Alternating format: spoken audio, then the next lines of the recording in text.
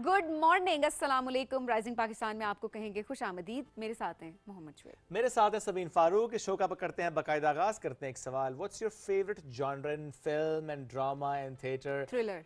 Thriller, I love thriller. मैं कोई भी, मुझे कॉमेडी बहुत कम पसंद आती है, मतलब कोई भी जॉनर, मुझे थ्रिलर बहुत पसंद है कि कुछ ना कुछ होना चाहिए, सस्पेंस होना चाहिए, थ्रिलर होना चाहिए, कुछ डिफरेंट होना चाहिए। सो मुझे पसंद है। सेकेंडली मुझे उस तरह की मूवीज़ भी बहुत पसंद है जिनमें थोड़ा सा लाइक एडवेंचर टाइप होता है। ओके, तो दैट्स मुझे नाइस। बहुत पसंद है। जिस तरह किसी मूवी में फ्लड आया हुआ है और उससे लोग निकल रहे हैं, एडवेंचर है, सो मुझे बहुत पसंद है। At the same time, अच्छा, मुझे कोई कॉमेडी पसंद है। अर्थक्वेक आया है, उससे लोग निकल रहे हैं, कुछ डिजास्टर से, तो मुझे सॉरी मैं सुबह ऐसी I'm बातें just करी judging you by the way। करना तो नहीं चाहिए मुझे। नहीं। क्यों इतना डिस्ट्रक्टिव किस्म का तुम्हें नहीं, कंटेंट उसमें पसंद है? नहीं, डिस्ट्रक्टिव नहीं है उसमें। बेसिकली मुझे ये चीज़ देखने में बहुत अच्छी लगती है कि किस तरीके से हम एक मुश्किल चीज़ से निकल सकते हैं। एट द सेम टाइम उसमें मैसेज बहुत बड़ा होता है, स्पेशली जब आप क्लाइमेट से रिलेटेड मूवीज़ देखते हैं, तो वो आप नेटफ्लिक्स पे देखें या आप हॉलीवुड की बाकी मूवीज़ भी आप देखें, तो वो बहुत अच्छे तरीके से उसको उन्होंने प्रोड्यूस किया हुआ होता है। इतनी अच्छी उसकी प्रोडक्शन होती है कि आप बिल्कुल महव हो जाते हैं।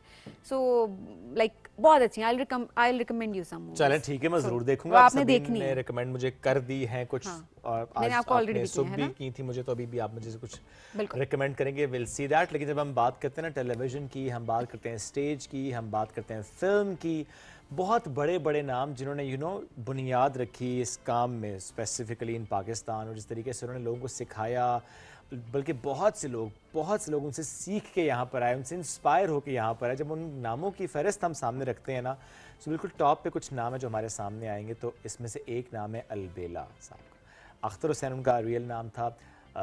चूँकि 17 जुलाई को उनकी डेथ हुई थी, तो आज उनकी बरसी मनाई जा रही है। जी, स्टेज पे तो उन्होंने बहुत काम किया। थिएटर की अगर हम बात करें, पहली फिल्म फरिश्ता, बिल्कुल छोटा सा किरदार था उसमें उनका। छोटा सा किरदार था, लेकिन उससे उन्होंने अपने टैलेंट को मनवाया और उसके बाद जो है वो फिल्मी दुनिया में अपना बेहतरीन करियर जो है उन्होंने स्टार्ट किया। उनके हवाले से आइए मिलके एक पैकेज देखते हैं, आज तुम याद बेहिसाब आए।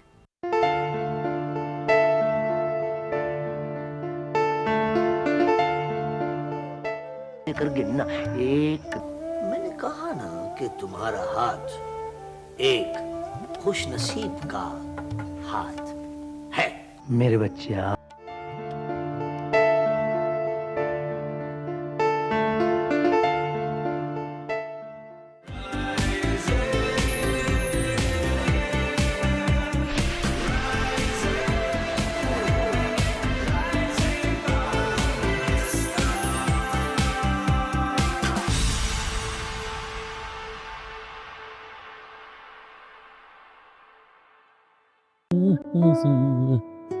सिर्फ एक कप? खुद ही तो महंगाई लगे रहते हो, मैंने सोचा थोड़ी बचत कर लूं। मतलब 2 लोग एक ही कप में पिएंगे? नहीं, आप देखेंगे। मुझे पता था। क्या करूं, इससे बनते ही 2 कप हैं। समझते हैं एक दूसरे को, इसीलिए बने हैं एक दूसरे के लिए। From Nestle। हेलो। फिल्म ना 2 मिनट में शुरू होने वाली है।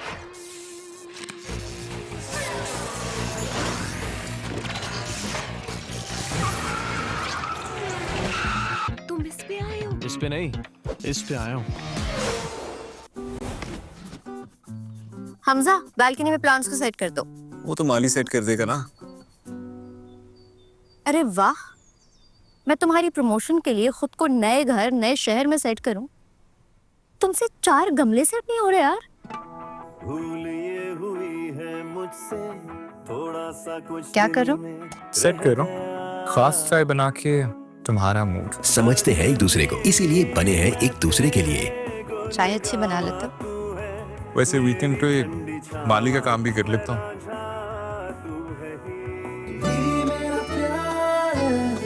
From Nestle।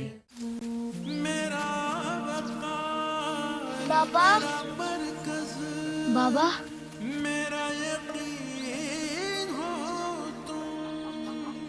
मैं जिस सरखेज चमन का हरा सा बूटा हूँ, लहलहाते हुए उस खेत के अमीन हूँ। सहे है तुमने मेरे गम वो वक्त तूफानी, है तुमने मुश्किलें झेली हो मुझको आसानी।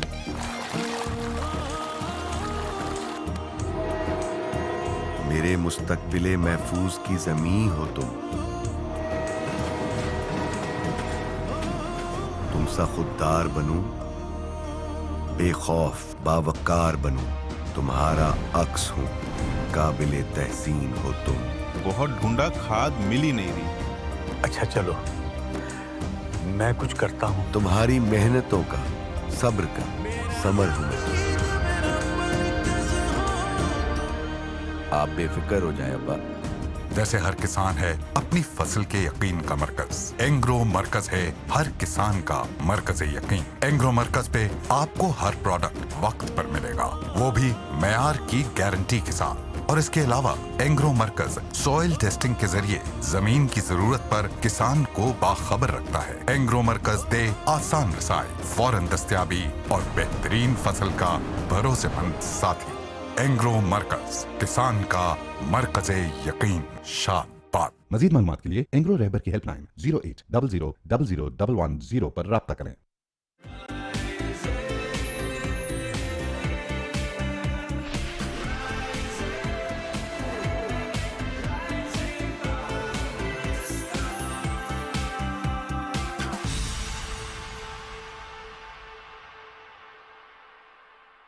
Welcome back. राइजिंग पाकिस्तान में एक बार फिर कहते हैं खुश आमदीद। आज हमारा मौजू है ऑनलाइन ट्रेडिंग। बहुत से लोग इससे फ़ायदा उठा रहे होते हैं, बहुत से लोगों ने नुकसान भी उठाया। नुकसान क्यों उठाया इस पर भी आज हम बात करेंगे। थोड़ा इसको एक्सप्लोर करते हैं। वो फॉरेक्स के पर्सपेक्टिव से भी है, वो स्टॉक मार्केट के पर्सपेक्टिव से भी है, क्योंकि पाकिस्तान की स्टॉक मार्केट को लेकर ये एक राय है कि उसमें जो प्लेयर्स हैं बहुत लिमिटेड हैं। कैसे नए प्लेयर्स आ सकते हैं, कैसे इसमें जगह बना सकते हैं, कैसे आपने इसमें दुरुस्त इन्फॉर्मेशन लेनी होती है, एआई से कितना फ़ायदा हम उठा सकते हैं इसको समझने के लिए। इस पर आज हम बात करेंगे, क्योंकि दुरुस्त मालूमात हो, ट्रेनिंग हो, हिकमत अमली हो, अंडरस्टैंडिंग हो, तो आप फिर कमाते हैं। तो इसको ज़रा एक्सप्लोर करते हैं। हमें ज्वाइन किया मोहम्मद अली ने, जो कि ऑनलाइन ट्रेडिंग एक्सपर्ट हैं। Let's welcome. अस्सलाम वालेकुम जी, कैसे हैं आप? वालेकुम। अली, बड़े यंग एज में ऑनलाइन ट्रेडिंग, और कब से स्टार्ट की है? मैंने बेसिकली स्टार्ट किया था कोविड के टाइम से। ओके। 2019-2020 में मैंने मतलब बिल्कुल प्रॉपर स्टार्ट तो नहीं किया था, बट मैंने इसके ऊपर वर्किंग करना शुरू की थी। फिर उसको आहिस्ता आहिस्ता एक्सप्लोर करता गया। जो प्रॉपर आई थिंक मैंने स्टार्ट किया था वो ऑलमोस्ट 2022-2023 में मेरी जो लर्निंग फेज था वो मैंने अपना स्टार्ट कर दिया था प्रॉपर एक उसके थ्रू। तो खैर यूट्यूब से और बाकी जगहों से सीखा, फिर मेंटोरशिप मैंने ली, फिर उन सारी चीज़ों से मैंने को सीखा। फिर आगे जो जितनी भी टेक्निकल्स थे, फंडामेंटल्स जो भी थी, सारी चीज़ें थी, जो नॉलेज था वो आगे मैंने अप्लाई करना शुरू किया था। ओके। अच्छा, ज़रा ऑनलाइन ट्रेडिंग आसान अल्फाज में समझाएं हमारे ऑनलाइन ट्रेडिंग सिंपल इस तरह है जैसे फिजिकल मार्केट में मनी एक्सचेंजर्स बैठे हैं ना, ठीक है, इसी तरह ऑनलाइन है।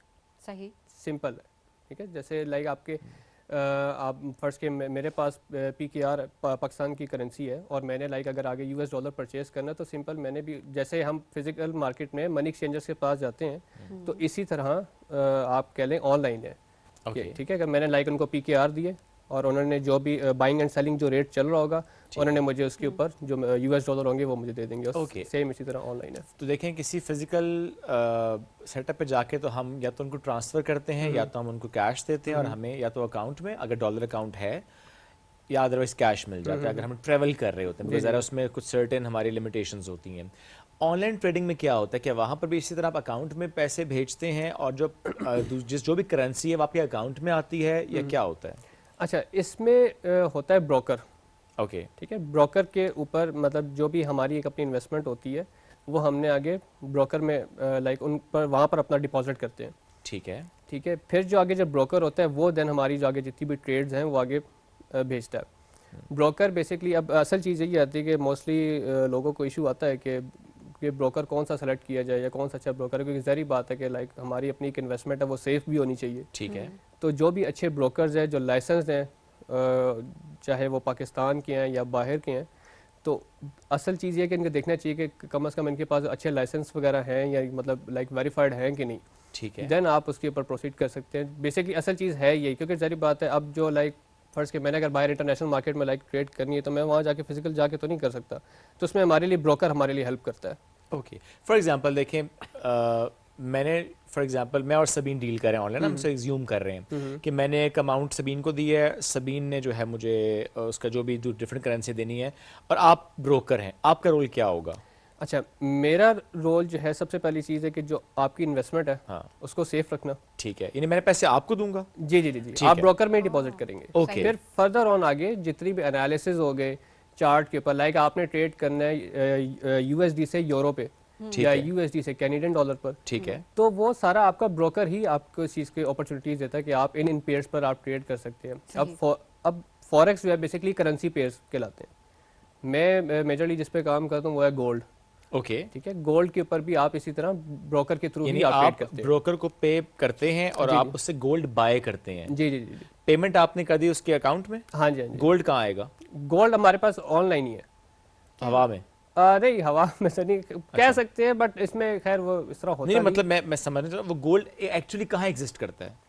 गोल्ड जारी बात है, जो लाइसेंस होता है ना उनके पास, उन्हीं की उस जो बैक एंड में जितनी भी लाइसेंसिंग हो गई और जितनी भी अमाउंट होगी वो उसी की बेस पर ब्रोकर बाइंग के एंड पास सेलिंग वो चलती है। सारा स्टॉक है, मैंने उसे पेमेंट कर दी, उसने मेरे हिस्से का शेयर साइड पे कर जी, दिया, जी, जी, जी। कल को जब रेट फ्लक्चुएट हुआ बेचा और मुझे मेरा शेयर दे दिया, ऐसे? Exactly। अच्छा, दो टाइप की ट्रेडिंग है। एक आ जाती है स्पॉट। स्पॉट में तो ये होता है कि लाइक फर्स्ट के मैं आपको कह लेता हूँ कि लाइक फिजिकल मार्केट है या ऑनलाइन है, मैं यहाँ पर कहता हूँ कि लाइक जो भी गोल्ड का रेट चल रहा होगा ना, मुझे उसी रेट पर बाय करना है। ओके, ठीक है, फ्यूचर मार्केट में ये आ जाता है कि आप उसको चंक्स में भी बाय कर सकते हैं। तो ये एक बड़ा बेनिफिट है। तो अब बहुत सारे ऐसे हैं जो ज़्यादातर फ्यूचर पे ट्रेड करते हैं, इवन मैं भी फ्यूचर पे भी ट्रेड करता हूँ। स्पॉट पर भी आप बाइंग कर सकते हैं। ब्रोकर्स आपको इस चीज़ की अपॉर्चुनिटी देते हैं कि आपने इसका स्पॉट ट्रेड करना है या फ्यूचर ट्रेड करना है। सही। अच्छा, अब बहुत सारे लोग घबराते भी हैं, कहते हैं अच्छा जुए की तरफ ना कहीं चले जाएं या ऐसा कोई एलिमेंट इन्वॉल्व ना हो। सो प्रोफेशनल ट्रेडिंग और जुए में क्या फ़र्क है? अच्छा, प्रोफेशनल और जुए में फ़र्क ये आ जाता है कि जब आप विदाउट किसी नॉलेज में आ जाते हैं, मतलब लाइक आपके पास नॉलेज एक चीज़ का है ही नहीं। बहुत सारे लोगों की मैंने ये चीज़ देखी है, जो मेरे पास जो स्टूडेंट्स आए थे, तो वो भी गलती ये करते थे कि देखिए ये लक की चीज़ नहीं है। बहुत सारे ऐसे लोग हैं जो अपना लक आजमाने आ जाते हैं, तो ये लक वाली सुबह आएंगे शाम को करोड़पति होकर वापस जाएंगे। एग्जैक्टली। अगर मैं आपको अपना भी बताऊं तो शायद मेरी भी जो ट्रेडिंग डेज जो हैं ऑलमोस्ट, हालांकि 5 वर्किंग डेज होते हैं, ठीक है, जिनमें आप ट्रेड कर सकते हो। ठीक है, मेरी जहाँ तक है कि ऑलमोस्ट वीक में शायद 1 या 2 ट्रेड करता हूँ। और बहुत सारे लोग आते हैं कहते हैं कि जी हमें डेली बेसिस पे 2 से 3 4 ट्रेड्स हमने करनी है। तो सीधा सीधा गैम्बल है। मतलब मैं इसको गैम्बल इस तरह से नहीं कह रहा। हाँ, जिनके पास बहुत अच्छा नॉलेज है वो भी करते हैं, दिन में 2 3 ट्रेड्स करते हैं। लेकिन इसमें इशू ये आ जाता है कि जब आप बगैर किसी नॉलेज के आते हैं, आप तो लग आजमाने लग जाते हैं, आपको ना मार्केट का आता पता है, ना आपको टेक्निकल्स का पता है, ना फंडामेंटल्स का पता है, फिर ज़ाहिर बात है बंदे लॉस करते हैं। फिर वो कहते हैं कि जी नहीं ये चीज़ नहीं, लेकिन जो 2-3 कर रहे हैं मे बी वो सही तरीके से कर रहे हो।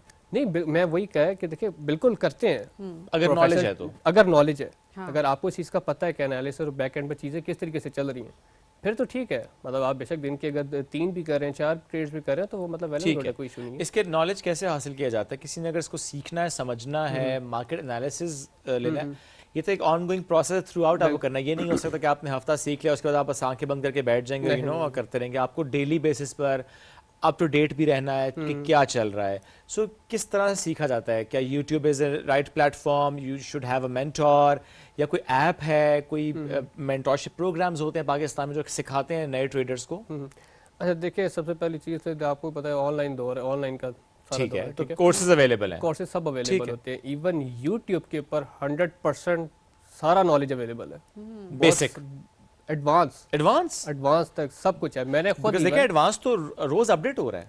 नहीं, अपडेट होता है, बट जो मेजर बेसिक्स आप कह लें या जो चीज़ें हैं ना वो सेम ही रहती हैं। ठीक है, वो इतना कोई ज़्यादा फर्क नहीं आता। अब बहुत सारे ऐसे कॉन्सेप्ट हैं जैसे SMCA, ICT है, VSA, तो लोग नाम तो खैर बहुत सारे बदल देते हैं कि मतलब जारी बात है, कान इधर से पकड़ लो, उधर से पकड़ लो, बात एक ही है। तो वो इसमें चीज़ें तो खैर फ़र्क बहुत ज़्यादा वो ले आते हैं कि जी टर्म्स के नाम चेंज कर देते हो। खैर नॉलेज आपको यूट्यूब पे, आपने भी यूट्यूब से ही ज़्यादा सीखा? जी, मैंने ऑलमोस्ट मेरी वर्किंग थी यूट्यूब के ऊपर थी। असल में इशू यहाँ पर आता है कि जब हम यूट्यूब से नॉलेज ले लेते हैं, या लाइक अब जैसे AI का दौर है, तो AI में भी लोग सर्चिंग करके और उस पर भी बड़ा अच्छा नॉलेज मिल जाता है। ओके, असल इशू आता है कि जब आपकी चीज़ें अलाइन नहीं होती। तो ये फेज़ मैंने भी फेस किया था कि लाइक मैंने यूट्यूब से चीज़ें सीख ली और इतनी ज़्यादा सीख ली थी कि मैं खुद कंफ्यूज हो चुका था। ओके, तो वो जो राइट नॉलेज है, चाहे वो लिमिटेड हो, लेकिन वो राइट नॉलेज आपके पास होना वो बहुत ज़्यादा इंपॉर्टेंट है। बिल्कुल। ये जो नए ट्रेडर्स हैं क्या गलतियां करते हैं मेजर आपकी नज़र में? एक तो नॉलेज की कमी, वो तो अपनी जगह पे, बट अगर नॉलेज भी है लेट्स सपोज, फिर भी क्या गलतियां हैं मेजर? अच्छा, मेजर गलती है कि लाइक अगर कोई ट्रेड कर ली है, नेगेटिव हो गया अकाउंट, लाइक आपका नेगेटिव में चला जाता है, तो उसमें सबसे बड़ी गलती आ जाती है कि ओवर ट्रेड कर लेते हैं, रिवर्स ट्रेड में चले जाते हैं। अच्छा, कि लाइक नहीं कि जी अगर मुझे मार्केट से अगर आज लाइक लॉस हुआ है या मेरा अमाउंट नेगेटिव हुई है तो जी नहीं, मैंने आज ही पूरी करनी है। तो बेहतर हल ये होता है कि लाइक अगर आपको उस दिन कहीं आपका अमाउंट लाइक जो आपका अकाउंट है वो नेगेटिव हुआ है या ड्रॉ डाउन हुआ है, तो बेहतर ये है कि आप उस दिन रुक जाएं। ठीक है, 1 दिन रुक जाए, 2 दिन रुक जाए, मार्केट थोड़ी स्टेबल हो, आप फिर ट्रेड कर लें, रिवर्स ट्रेड में मत जाए। तो असल में इशू यही आता है कि एक तो ओवर ट्रेडिंग बहुत ज़्यादा करने लग जाते हैं।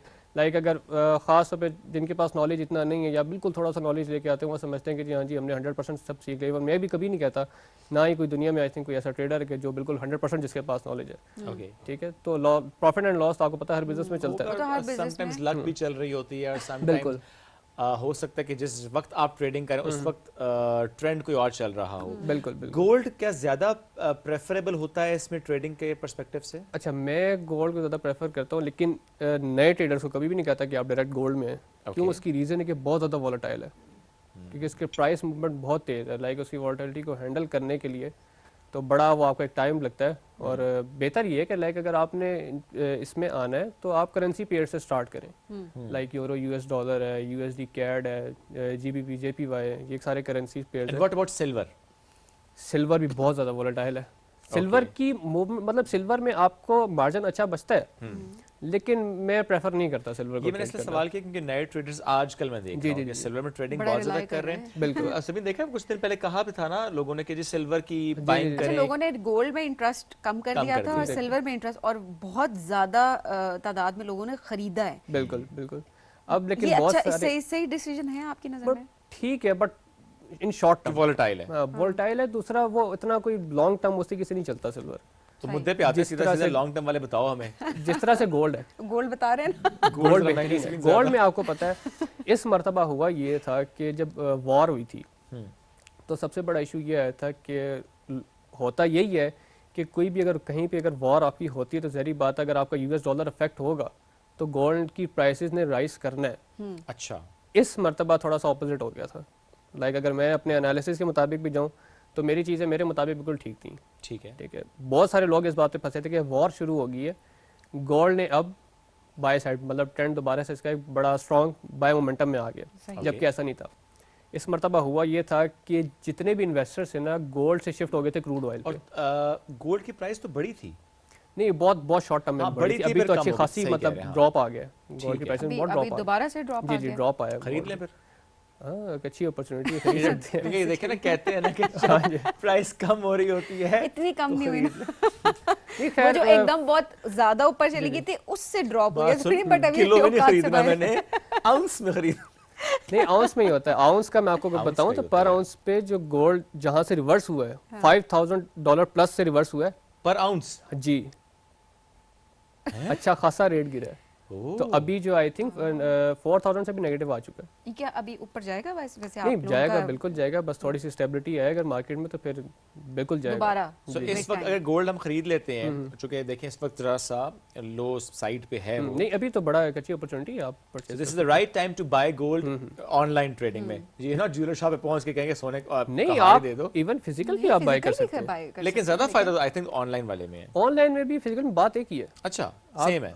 आपने देखें अगर आपने चंक्स में बाय करना है तो बेशक आप फिजिकल में बाय कर लें, फिजिकल में बाय करें। और जो आप रिकमेंड करें वो ये कि this is the right time कि आप खरीद लें और उसके बाद कुछ टाइम में प्राइस वापस ऊपर जाएगी, बिल्कुल और फिर जाहिर है आपको उसका फायदा होगा। सो ये तो खैर जिनको वैसे बात हो, जिनको मैंने देखा जिनको एक क्रेज है ना गोल्ड सिल्वर ये जमा करने का और उसके बाद वेट कर रहे होते हैं, मार्केट देख रहे होते हैं आज ऊपर गया है, ये बड़ा एक क्रेज है और वो बड़े हैबिचुअल इसको कर रहे होते हैं। तो गोल्ड रिंग्स तो नहीं ऐड कर ली तुमने?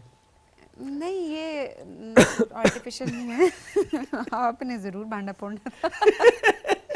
एनीहाउ, अच्छा बड़ा पेशेंस रिक्वायर्ड है। जैसे आपने बताया कि रिवेंज फेज में नहीं जाना, और अक्सर ये होता है कि अच्छा आपको अगर नुकसान हो, हर दिन एक जैसा नहीं होता, बिल्कुल नहीं होता। अगर लेट्स सपोज आपको नुकसान हुआ है तो बाज़ लोग छोड़ भी देते हैं, बिल्कुल ऐसी है, कंसिस्टेंट नहीं रहते। बिल्कुल। सो ये भी तो एक गलती लोग कर रहे होते हैं। बिल्कुल ऐसी। असल में गलती एक और ये हो जाती है कि लाइक अगर आपने कहीं पे लॉस अगर आपने फेस कर लिया, उसको जब आपने फेस कर लिया तो आप उसको साथ एक्सेप्ट भी करें, ठीक है। अब ज़रूरी नहीं है कि लाइक जो आपका मेथड है, जो आपकी स्ट्रेटजी है मार्केट के ऊपर, वो डेली बेस पे उसी तरह ही चले। मार्केट हम पे चला नहीं रहे। हाँ, सही बात है, ठीक है। Is it trading psychology? बिल्कुल। सब अच्छा, ट्रेडिंग बहुत सारे लोग कहते हैं कि ट्रेडिंग जो साइकोलॉजी है बड़ी इफेक्ट करती है। वो उस सूरत में करती है जब तक आपका सिस्टम ठीक है। अगर आपका सिस्टम ही ठीक नहीं है तो साइकोलॉजी का तो कोई मतलब, मैं कहता हूँ, इफेक्ट करनी ही नहीं चाहिए। क्यों? क्योंकि आपको पता होना चाहिए ना। देखें, मेरी अगर साइकोलॉजी इफेक्ट तब करेगी जब मुझे पता है कि यार लाइक मेरा सिस्टम ठीक है, मेरा एनालिसिस और सारी चीज़ें ठीक है, वो नहीं चल रही, उसके बाद मैं गलती करूँ तो वो मेरी साइकोलॉजी इफेक्ट हो रही है। ओके। तो असल में इशू यही आता है कि लोगों का अपना लाइक जो एनालिसिस है या जिनका मेन सिस्टम है वही ठीक नहीं है। ठीक है। पर्सनल से सवाल कर लेते हैं आपसे। जी जी। वो सवाल ये है कि आप इतने सालों से माशाल्लाह आप कर रहे हैं, what was the best month for you और कितना कमाया? अच्छा, नहीं इस तरह से तो खैर मैंने कोई कैलकुलेट नहीं किया, कैलकुलेट कोई एवरेज बता दें। एवरेज मतलब हो जाता है कोई, लाइक मैं ये नहीं कहता कि मैं बहुत बड़ी अमाउंट से करता हूँ। हाँ, फंडेड अकाउंट्स होते हैं, उनके ऊपर मैं करता हूँ और आजकल मैं दोबारा उनको देख भी रहा हूँ। ज़्यादातर होता यही कि मैं अपनी जो पर्सनल इक्विटी है उसके ऊपर ही करता हूँ। तो अगर मैं ऑन एवरेज या मंथ के हिसाब से कहूँ तो आई थिंक 2-3K, 2,000 to 3,000। ठीक है, which is a handsome amount। Exactly। और जो लोग इसमें अगर आना चाहते हैं तो ये is it a proper profession, हम इसे ये समझ सकते हैं? बिकॉज इसमें देखें आप 5 days यू वर्किंग और आप यू नो उसमें कई घंटे आप उसमें टाइम दे रहे हैं, आप पढ़ रहे हैं, समझ रहे हैं, then you are trading in something. अगर आप सिखा रहे हैं तो ज़ाहिर है उसमें भी if you are charging for that तो वो भी एक अर्निंग का जरिया हो सकता है। तो is it a proper profession? बिल्कुल प्रॉपर, लेकिन इसमें ये कि आपको कंसिस्टेंट रहना पड़ेगा और प्रॉपर चीज़ों को साथ स्टेप बाय स्टेप लेके चलना पड़ेगा। इसमें हम वो नहीं कहेंगे घर बैठे पैसे कमाओ, नहीं, घर बैठो पर काम करके पैसे कमाओ। बिल्कुल। देखिए, मैं ये नहीं किसी से डिनाई नहीं करता कि लाइक ये आप इसे पैसे कमा नहीं सकते या बिल्कुल शॉर्ट टर्म के लिए नहीं, ये लाइफ टाइम आप इसको लेके चल सकते हैं। लेकिन चीज़ ये है कि आपको बड़ा पेशेंस के साथ चलना पड़ता है, ठीक है। और लाइक जैसे जो गलतियाँ हैं उनको ठीक करें, जो आपकी स्ट्रेटजी है, लाइक जो आपका मेथड है उस पर एक जगह टिक के रहें तो ज़्यादा बेहतर है। बहुत सारी जगहों पे लोग गलती यही करते हैं, एक मेथड सीख लिया, एक जगह लॉस फेस कर लिया, उसको एक्सेप्ट नहीं करेंगे, ठीक है, नेक्स्ट स्ट्रेटजी की तरफ मूव ऑन कर जाएंगे। ना कि इनको चाहिए कि वो एक ही चीज़ को बेहतर करें। कंसिस्टेंसी मैटर, कंसिस्टेंट रहना आपने थ्रू आउट। बाकी फ़ायदा नुकसान ये तो it's a part of business ना। एग्जैक्टली। जब आप करते हैं तो इस सब चीज़ों को एक्सेप्ट करके आगे चलना बहुत ज़रूरी है। देखिए, ब्रोकर कैसे ढूंढें, अच्छा ब्रोकर कैसे ढूंढें? अच्छा ब्रोकर तो खैर आपको मिल जाते हैं, कोई इतना वो नहीं है। आप लाइक आपकी वर्किंग अच्छी होनी चाहिए तो मिल जाते हैं। पाकिस्तान में भी बहुत सारे ऐसे ब्रोकर्स हैं तो वो आपको प्रोवाइड करते हैं, वो जाते हैं। देखिए, जब आप वही होता है कि जिस तरह आप मार्केट में जाते हैं, आप ऑनलाइन सर्च करते हैं, चीज़ों को देखते हैं, एनालिसिस करते हैं, तो आपको बहुत सारी चीज़ें मिल जाती हैं। अली, वक्त मुख्तसर था लेकिन बड़ी अच्छी आपके साथ ओवरऑल डिस्कशन रही है। ये बड़ा अच्छा लगता है कि आप जैसे यंगस्टर्स अब अच्छा काम करें और इस सोच के साथ कर रहे हैं कि हमने फर्क रखना है, डिफरेंट काम करना है और हमने फर्क रखना है सही और गलत में। ये बहुत मैटर कर रहा होता है। Thank you so much for joining us today. नाज़रीन, हम बढ़ेंगे ब्रेक की जानिब, स्टे विद अस।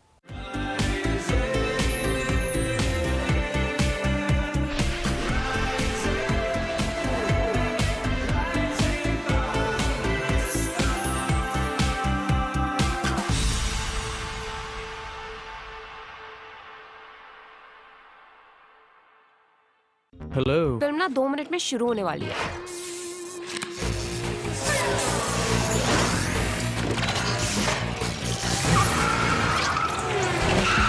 तुम इस पे आए हो? इस पे नहीं, इस पे आया हूँ।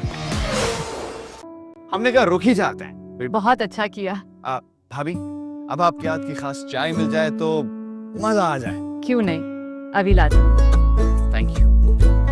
महीने का आखिर चल रहा है, जो देगा। क्यों नहीं, मेरी खास चाय के लिए सिर्फ एवरीडे, हर बार। समझते हैं एक दूसरे को, इसीलिए बने हैं एक दूसरे के लिए।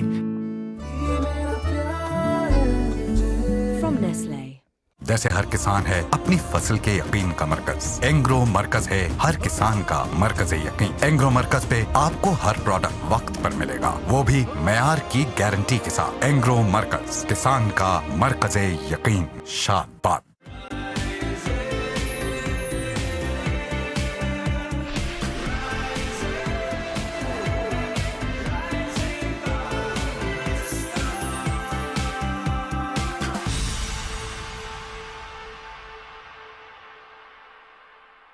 Welcome back. राइजिंग पाकिस्तान में एक बार फिर कहते हैं खुश आमदीद। आज हम बात करेंगे बच्चों की, बहुत छोटे बच्चों की नहीं, थोड़े बड़े बच्चों की, स्पेशली जो ओ लेवल्स कर रहे हैं, ए लेवल्स कर रहे हैं। एंड अब वो टाइम आता है जब आपने क्लैरिटी के साथ अपने पाथ को चूज़ करना होता है कि किस तरफ को जाना है। क्योंकि ज़ाहिर है हम अक्सर ये बात करते हैं, बल्कि बहुत दफ़ा में ये बात कर चुके हैं कि इट्स नॉट जस्ट मेडिसिन और इंजीनियरिंग, अब और शोबों के साथ साथ कुछ ऐसे सब्जेक्ट्स होते हैं जो कि आप सोच रहे होते हैं कि आप इसमें आगे जाएं और आप एक्सेल कर सकते हैं। अक्सर बच्चे, आपकी जो जनरेशन है सबीन, वो डिस्कस क्या कर रही होती है, जी हमें वो चूज़ करना है जहाँ पे हम ज़्यादा अर्न कर सकें। जैसे कल मेरी बेटी मुझे कहती है, बाबा I want to be a lawyer and I want to be a detective, लेकिन मैं सोच रही हूँ पैसे कहाँ पे ज़्यादा आएंगे। मैं कहा बेटा it's not like this, you should not think like this कि पैसे कहाँ ज़्यादा आएंगे। जो आपका शौक है, जो आप करना चाहती हो, उसमें वो आप अपनी जगह बना लोगे। If you want to do both you can do it. उसने कहा नहीं, इसके साथ मैं शेफ भी बनना चाहती हूँ। You can do it. अच्छा, मेकअप रूम में हम डिस्कशन कर रहे थे कि आज के बच्चे बहुत ट्रिकी हो चुके हैं। इनको डील करना, इनके लेवल पे आके बात करना मुश्किल है, लेकिन करना पड़ेगा। मुश्किल जरूर है लेकिन नामुमकिन नहीं है, करना पड़ेगा। लेकिन इस चीज़ को एक्सेप्ट करना पहले बहुत ज़रूरी है कि हर बच्चा डिफरेंट है, उसकी नीड्स डिफरेंट हैं, उसकी सोच डिफरेंट है। हमें उसकी लर्निंग पेस हर एक बच्चे के लेवल पे आकर एक टीचर की रिस्पॉन्सिबिलिटी अब आती है। घर वालों की तो चले आती है, लेकिन मैं स्कूल लेवल की बात कर रही हूँ कि टीचर को उस क्लास में हर बच्चे के लेवल पे आकर उससे बात करनी है, उससे कम्युनिकेट करना है और उसके बाद उसे गाइड करना है थ्रू आउट कि वो उसी रास्ते पे जाए जिसमें उसका इंटरेस्ट भी होता है। So how to choose the right path after O levels and A levels, this is our broader topic जिस पे हमें आज बात करनी है। हमें ज्वाइन कीजिए वेरिया सेठी साहबा ने, आप एजुकेशनिस्ट भी हैं और साथ साथ कंटेंट क्रिएशन की तरफ भी हैं, आप लोगों को गाइड भी कर रही होती हैं। और बड़ा ज़बरदस्त कंटेंट में देख रहा था कि वो स्पेशली सेल्फ पेस लर्निंग को लेकर हर बच्चा डिफरेंट है, अपने हिसाब से लर्न कर रहा होता है। क्योंकि नॉर्मली हमारे यहाँ तो ये ना कि एक पूरा साल आपने दे दिया स्कूल को, उसके बाद आप नेक्स्ट ग्रेड में चले गए and then this is a cycle जो कि कंटिन्यू होती है। बट जब हम ये अंडरस्टैंड करते हैं हर बच्चा डिफरेंट है, सोच डिफरेंट है, पेस डिफरेंट है, तो फिर हमने उसको इम्प्लीमेंट उस तरीके से क्यों नहीं किया। So let's welcome Javeria. अस्सलाम वालेकुम जी, कैसी हैं आप? वालेकुम अस्सलाम, बिल्कुल ठीक है। Great to have you Javeria. कि वाकई जैसा सबीन और मैं बात करते हैं कि आज के बच्चे को समझना ज़रा मुश्किल है, ट्रिकी भी है, चैलेंजिंग भी है, बट समझना, बिकॉज नहीं समझेंगे तो काम ख़राब हो जाएगा, गैप बढ़ जाएगा। सो ये जो हमारा ब्रॉडर एक टॉपिक है कि ओ लेवल्स के टाइम पे या ए लेवल्स के टाइम पे हमें जो बच्चे से डिस्कशन जनरेट करनी है टू अंडरस्टैंड कि वो क्या करना चाहता है, this should be the first step. फिर उसे गाइड करना, मेंटोरशिप देना कि अच्छा दुनिया इस तरह से देख रही है, हमारी नीड्स ऐसे हैं, हमें सोल्यूशन ओरिएंटेड अप्रोच लेकर आनी है। और चूंकि आपकी स्किल या आपका एप्टीट्यूड या आपकी स्ट्रेंथ ऐसी कि आपको इस डायरेक्शन में जाना चाहिए, ये पैथ आपको लेना चाहिए, तो कैसे गाइड किया जाता है? आई थिंक समथिंग जो पहले से अंडरस्टैंड करने की ज़रूरत है वो ये है कि ये उस स्टेज पर आकर डिसीजन लेना अमूमन मुश्किल होता है बच्चों के लिए। That's a late time? That is late because अगर इस चीज़ के बारे में ज़िंदगी में कभी बात नहीं हो और अचानक से आप जब बच्चा हो गया 15-16 साल का, तो आप उससे कहते हैं अच्छा बेटा आपने क्या करना है।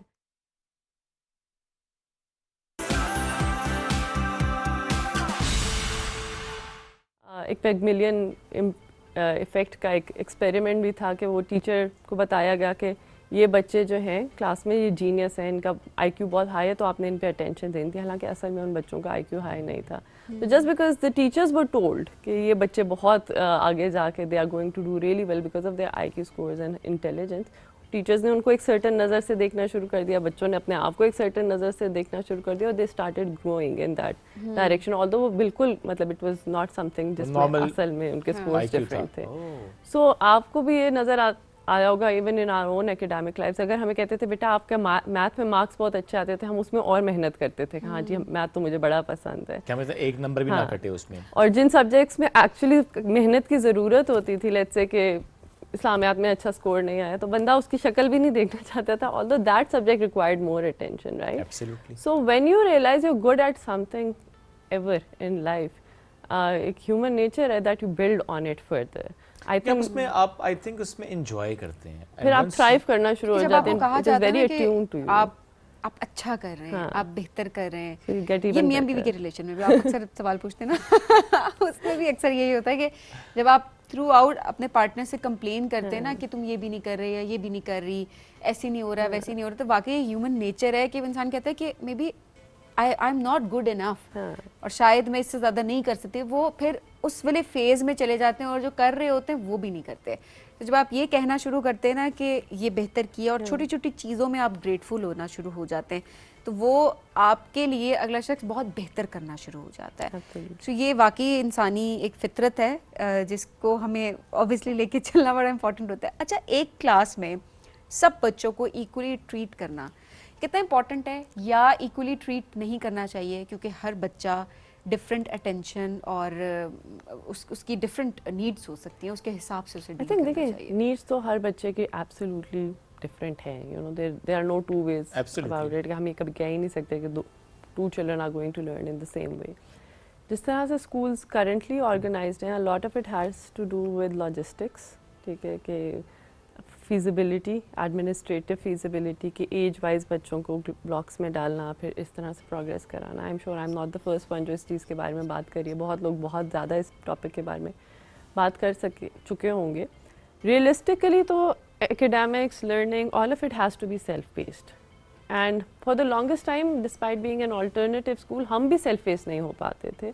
हमने भी अपना self-paced program around 1.5 years ago launch कर पाए, because self-paced का मतलब है कि learning material ऐसे designed हो कि बच्चे उसको access कर सकें और अपनी pace पे खुद पढ़ के आगे चल सकें, और teacher का role rather than someone जो कि class की energy manage कर रहा है या जो lecture दे रहा है, उससे शिफ्ट होके वो एक फैसिलिटेटर बन सकें। तभी जाके टीचर के पास वो टाइम आता है कि वो देख सके इस बच्चे को किस जगह, किस एरिया में डिफ़िकल्टी आ रही है, इसको क्या सपोर्ट देने की, क्या स्कैफोल्ड देने की ज़रूरत है।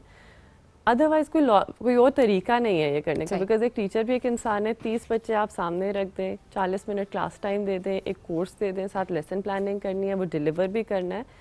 उस सब के अंदर टीचर और ख़ास तौर पे इतने ज़्यादा बच्चों की कैपेसिटी एक साथ डेवलप कराए, वो नहीं हो सकता। हम basically colonised model of education में पढ़ते आ रहे हैं इतने सालों से।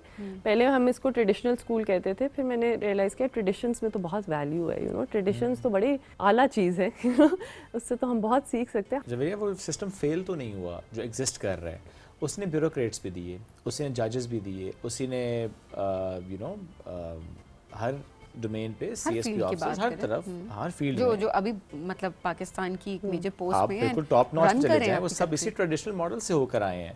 डज दैट मीन कि मॉडल तो फेल नहीं हुआ? वो आई थिंक देखिए, मॉडल को लाजमी ऐसा नहीं है कि उसमें से कुछ भी आपको फायदा नहीं मिलेगा तो आप कहेंगे this model is not good. It could have been much better, you know, it could have been a place जहाँ पे जो लोगों की इतनी चार्ड मेमोरीज हैं विद द स्कूल वो शायद ना होती, यू नो। बहुत ज़्यादा लोग स्कूल के साथ एक ट्रॉमा लेकर ग्रेजुएट भी करते हैं। आप अपना किरदार अदा करें, आपके कलीग्स अपना किरदार अदा कर रहे होंगे, सो वी रियली विश के चेंज ज़रूर आए, क्योंकि अब ये वक्त की ज़रूरत भी है कि चेंज आना ही है थ्रू आउट। और हमारा मकसद भी यही था इस सेगमेंट करने का कि question yourself and question your cares and have a healthy discussion and debate कि what you want to do and what you want to be at a very young age. ये बड़ा इंपॉर्टेंट है। हम एक break की तरफ बढ़ेंगे, break से वापस आएंगे, रहिए हमारे साथ। ये है राइजिंग पाकिस्तान।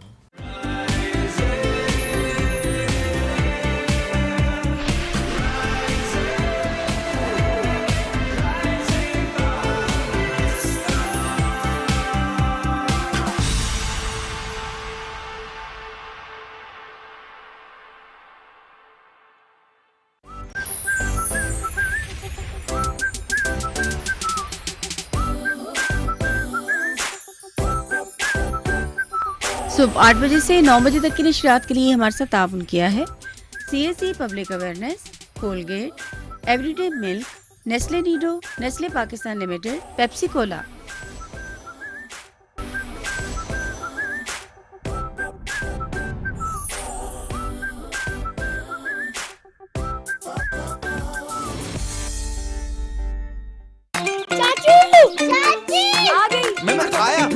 आ जाओ सब, खींचो खींचो,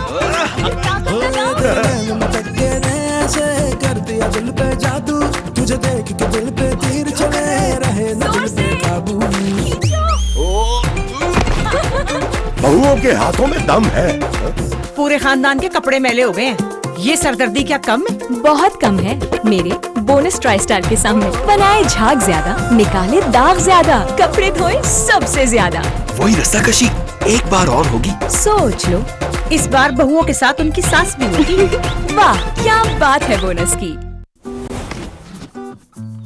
हमजा बालकनी में प्लांट्स को सेट कर दो। वो तो माली सेट कर देगा ना।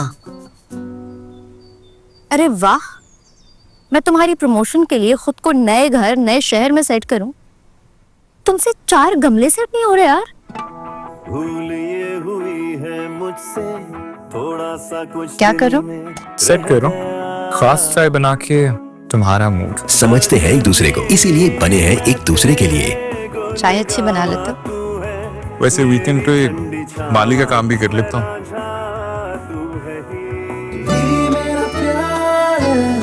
From Nestle. ले CAC 1000+ जो दे तुम्हें कैल्शियम फॉर स्ट्रॉन्गर बोन्स, क्योंकि पाकिस्तान में औरतों में अक्सर कैल्शियम की कमी पाई जाती है जो खानों से पूरी नहीं। Take care of yourself. तमाम दवाएं बच्चों की पहुंच से दूर रखें। तबीयत ज्यादा खराब हो तो डॉक्टर से रुजू करें। दवा के इस्तेमाल से मुज़िर असरात की सूरत में इत्तला मुताल्लिका कंपनी और ड्राप को दें।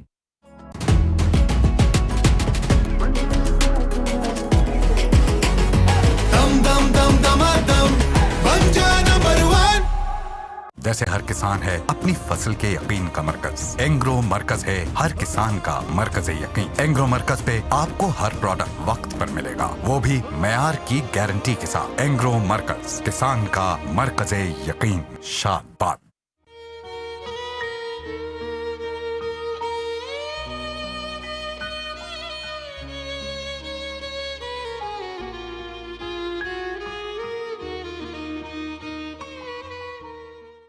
आम एसी कम गर्मी में ही ठंडा कर सकते हैं, ज्यादा गर्मी में ठंडा करने वाला AC my Eco Star Aero max.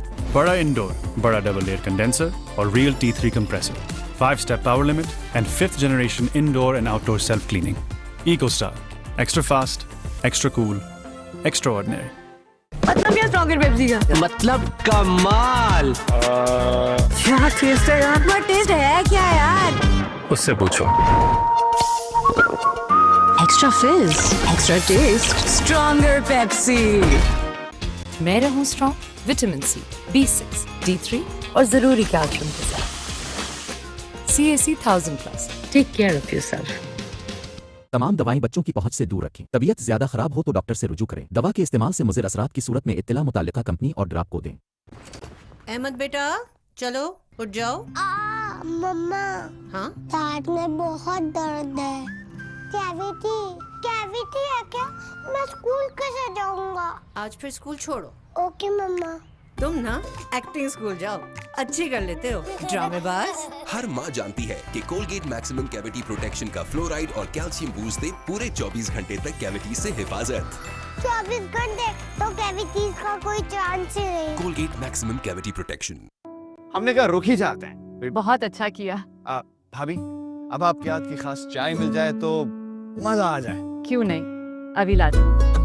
Thank you. महीने का आखिर चल रहा है, मैंने जो देगा। क्यों नहीं, मेरी खास चाय के लिए सिर्फ एवरीडे, हर बार। समझते हैं एक दूसरे को, इसीलिए बने हैं एक दूसरे के लिए। From Nestle.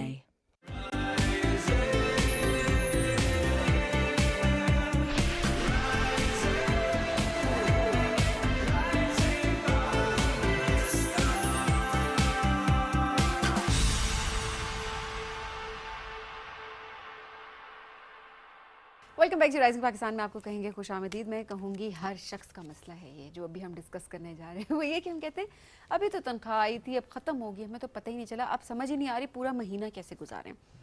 या अगर तनख्वाह हमारी ज़्यादा हो जाती है, पहले तो खुशी होती है ना, इंक्रीमेंट लगे, बड़ी खुशी होती है।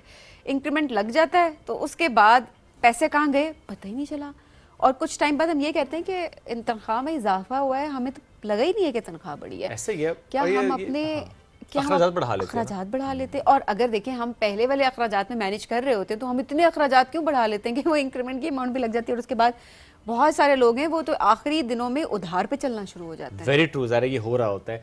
और ये बात शायद सिर्फ सैलरी के हिसाब से या उसके हवाले से नहीं है, जनरली भी कोई ऐसी गाड़ी, कोई ऐसा घर, कोई ऐसा ट्रिप, कोई ऐसी चीज़ आप हासिल करना चाहते हैं जिसके लिए आपने बहुत कोशिश की होती है, आप ये सोच रहे होते हैं कि once you will get it तो क्या ही मोमेंट होगा, और जब आप वो हासिल कर लेते हैं खुशी नहीं होती। खुशी नहीं होती, या खुशी चले लेट्स सपोज या आप खुश फौरन तो से होते खुशी हैं, खत्म हो जाती है बाद खत्म हो में। जाती है और आपको लगता है कि बस मतलब एक चीज़ थी मिल गई है एंड देन मैंने बहुत सारे लोगों को डिस्कस करते हुए सुना है कि मुझे इतनी शिद्दत से इस चीज़ का इंतज़ार था लेकिन अब ये चीज़ मैंने हासिल कर ली है तो मुझे वो वाली एक्साइटमेंट फील नहीं हो रही जो कि उससे पहले थी। अब इसका क्या साइकोलॉजिकल इसके पीछे एक साइंस है आपके साथ वैसे जानने की पर्सनल कोशिश से भी करते ऐसे कुछ हुआ किसी चीज़ को हासिल करने से मुतालिक हाँ। आपने हासिल की हो और उसके बाद आपको कहा हो कि इट्स हैं। नॉर्मल? मेरे साथ बहुत दफ़ा ऐसे होता है और आई थिंक इसी- सबके साथ होता है। मैं बहुत ज़्यादा इसीलिए आई डोंट अच्छा मैं किसी चीज़ को हासिल करने के लिए मुझे एक्साइटमेंट भी उतनी नहीं होती।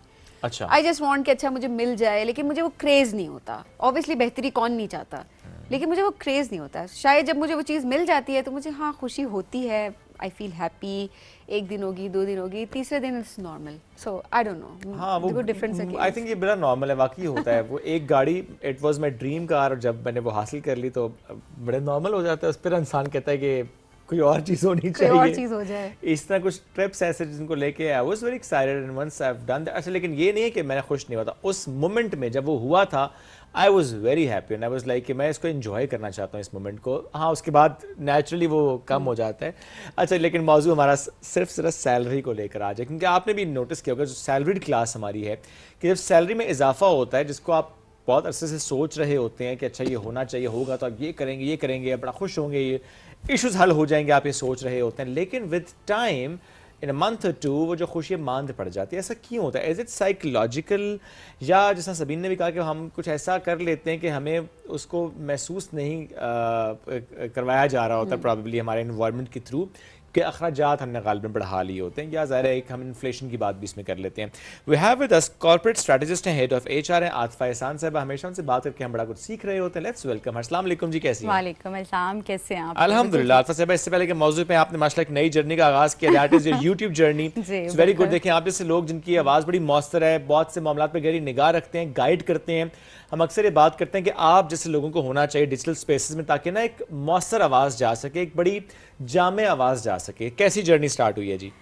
बड़ी बेहतरीन, और इसमें PTV का बहुत बड़ा रोल है कि ये यहाँ ये प्लेटफॉर्म मिला, यहाँ से स्टार्ट लिया, किक स्टार्ट इधर से ही हुआ। तो जस्ट लाइक माई होम, और आप लोगों से जर्नी स्टार्ट किया था, फिर उसके बाद बस वो सबके कहने पे एक चीज़ बना ली कि उसमें नीयत यही शामिल है कि आवाज़ पहुँचे और एक अच्छी बात लोगों तक चली जाए इंशाल्लाह। एंड वी सो होपफुल कि चीज़ आपके लिए भी बेहतर होगी एंड बाकियों के लिए भी कि बाकी लोग सीख सकेंगे। अच्छा आतिफा साहिबा, ये आपके साथ भी होता है कभी कि इंक्रीमेंट का इंतजार होता है, इंक्रीमेंट लग पूरा जाता साल है, उस इंक्रीमेंट के लिए काम करते हैं। हाँ। और जब उसके बाद लगता है तो वो खुशी उसके नहीं हाँ इसमें मैं अभी वही जो आप लोग कन्वर्सेशन स्टार्ट की तो वही मैं सोच रही थी कि हर चीज़ को ना साइंस ने और साइकोलॉजी ने एक टर्म दे दी हुई है। तो ये जो चीज़ है जो हमें खुशी महसूस होती है और फिर वो फेड हो जाती है, इसको साइंस टर्म देती है हेडोनिक एडेप्टेशन का। हेडोनिक एडेप्टेशन पे 1978 में एक रिसर्च हुई थी, फ्लिप ब्रुकमैन थे शायद जिन्होंने ये की थी,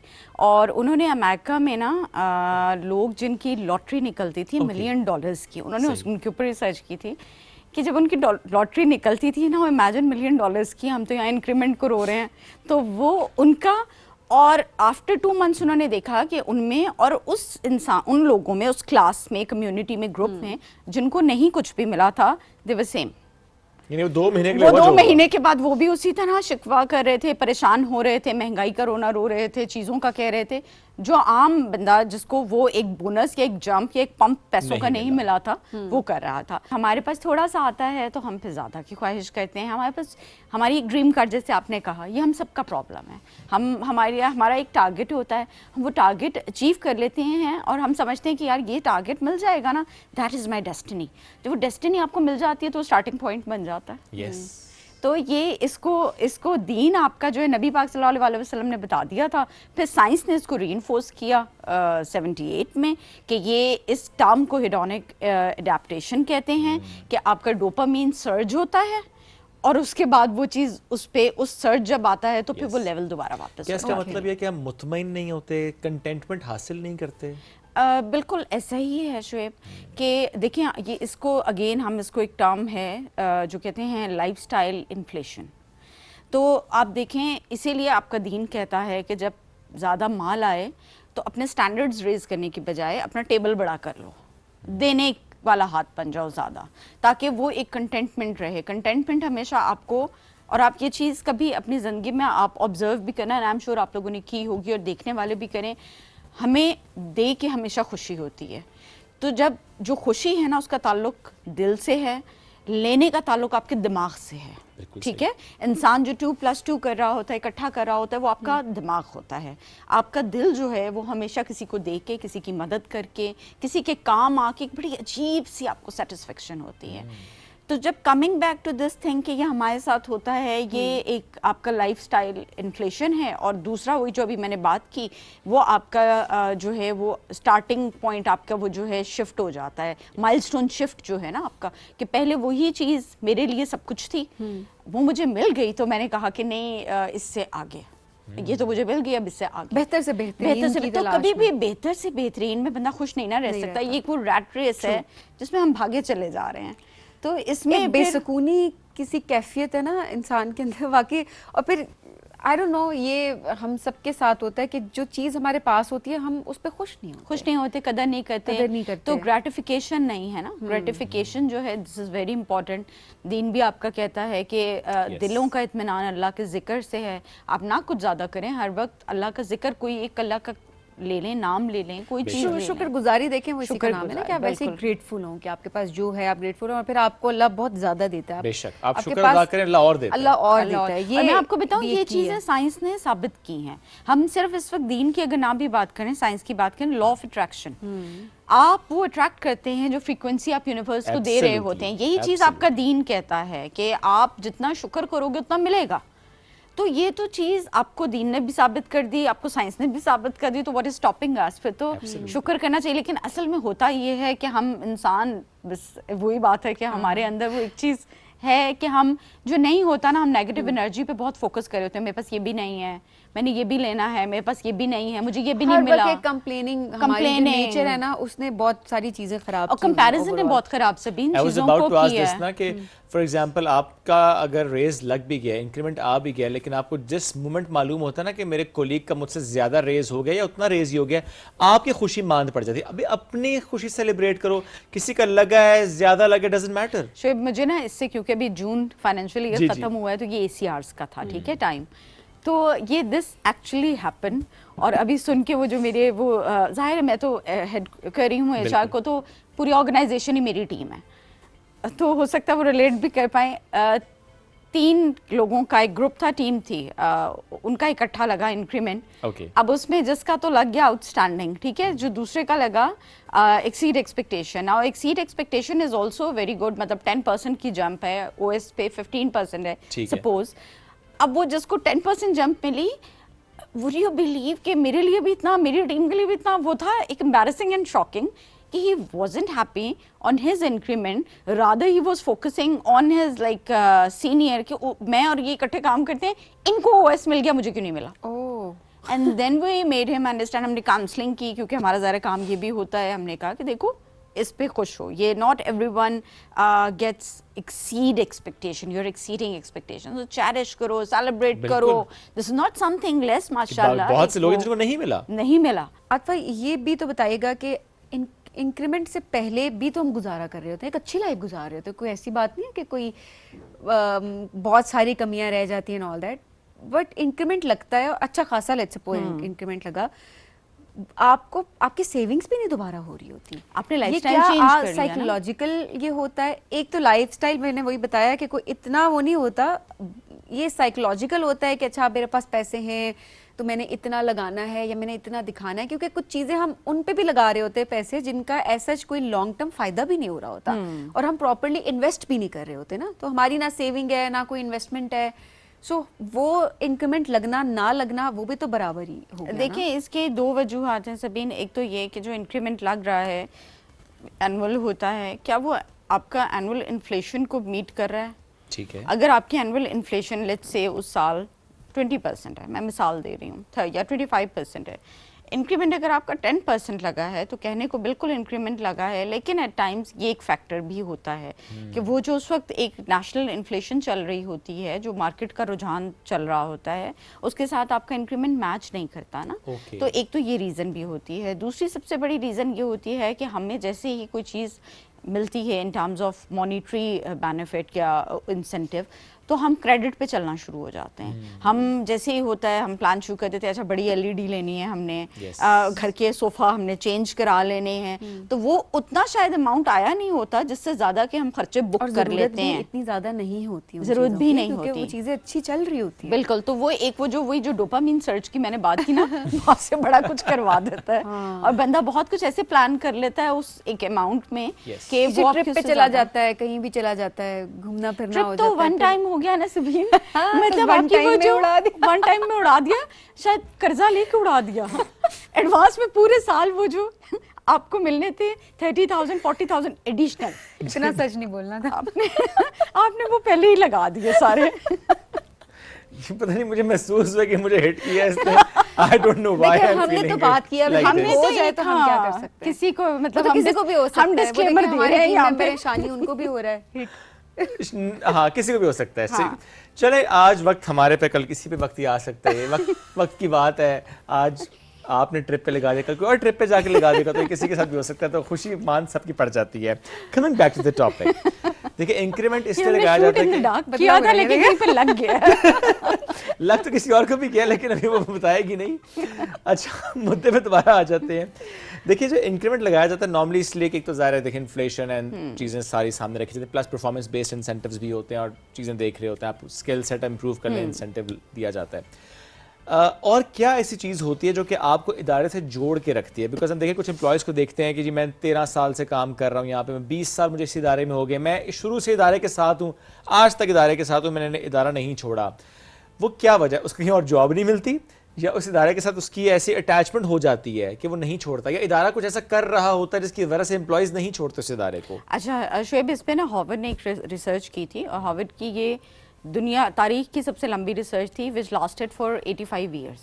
ठीक है, और वो रिसर्च यही थी कि व्हाट गिव्स यू हैप्पीनेस, और उस रिसर्च का रिजल्ट जो आया था वो ये आया था कि ओनली रिलेशंस, आपके जो रिश्ते हैं और आपकी जो एनवायरनमेंट है, लोग, उसका मेनली ये था, वो आपको खुशी देते हैं। ना पैसा आपको खुशी देता है, ना फैसिलिटीज़ आपको खुशी देती हैं, ना चीज़ें आपको खुशी देती हैं, आपको खुशी, इंसान को इंसान खुशी देता है, आपकी हेल्दी एनवायरनमेंट, आपकी हेल्दी एनवायरनमेंट है, और आपका जो आपके रिश्ते हैं वो आपको खुशी देंगे।